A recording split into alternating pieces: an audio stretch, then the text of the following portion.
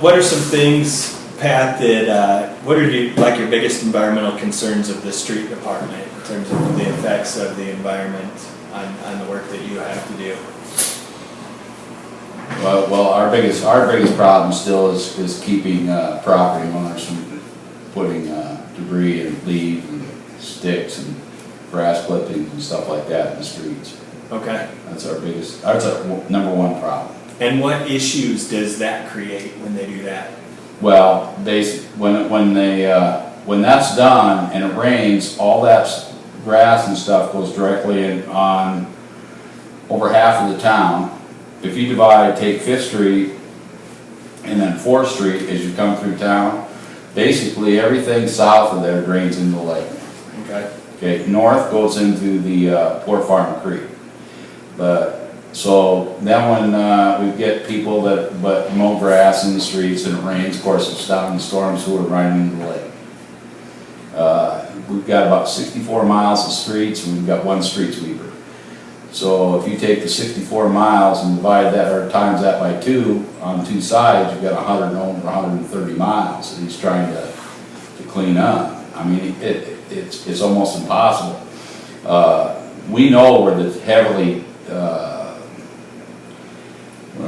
debris streets are. Yeah, we can work on those. We try to keep our main streets good and clean as we can, but some of the other ones on the outreaches, the residential areas are, I drive around town every day. I see people mow grass into the street every day. Yep. And it just... Yeah. So what could be done to help eliminate that, or just public awareness? Okay. That's the biggest. I mean, we've seen an improvement, but we're still not there yet. You talked about using rain barrels to collect rain and use that on some. Yeah, we've kind of left that up to the NRCS is doing some of that. I think they still are. They stopped. Did they stop now? They didn't have. They had a big push on it, 2-3 years ago, and they did about 25 of them. Okay. I think we saw about 4 of them go out, and I don't know where the rest of them went.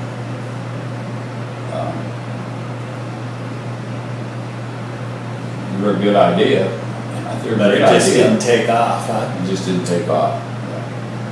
And not sure why it didn't take off, or? No, I don't. Well, we had rain before. I don't know why people wouldn't want to use them now, but now. So they started using them, the rain dried up, right? That's right. Okay. That's right. Around town, there's some rain gardens. You want to talk a little bit about those and how those have helped? And yeah, they've. That's another one. We've probably got about, all the ones along the highway.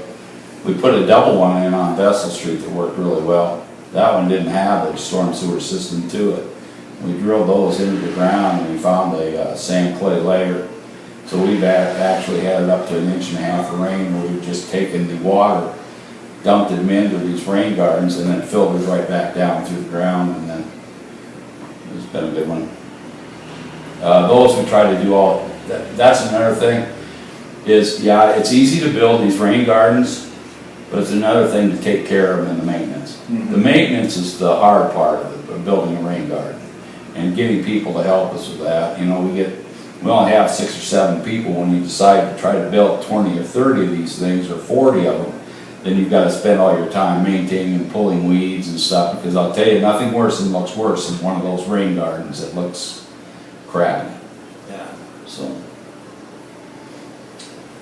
that's one thing I wanted to see the college do, is when they did the parking lot. If you look through the parking lot at the college, you see all those little islands in there. Mm-hmm. Why wouldn't the rain gardens put into there? Why weren't those reversed, where they dump water into those instead of running off into those? But that's the other thing that we try to do, we've done a lot better at, is when somebody comes in with a building permit and they do a parking lot, we look at see what kind of runoff protection they have and what kind of BPMs they're going to have on that parking lot, so that we don't have these problems anymore. So what's BPMs? Best management practices.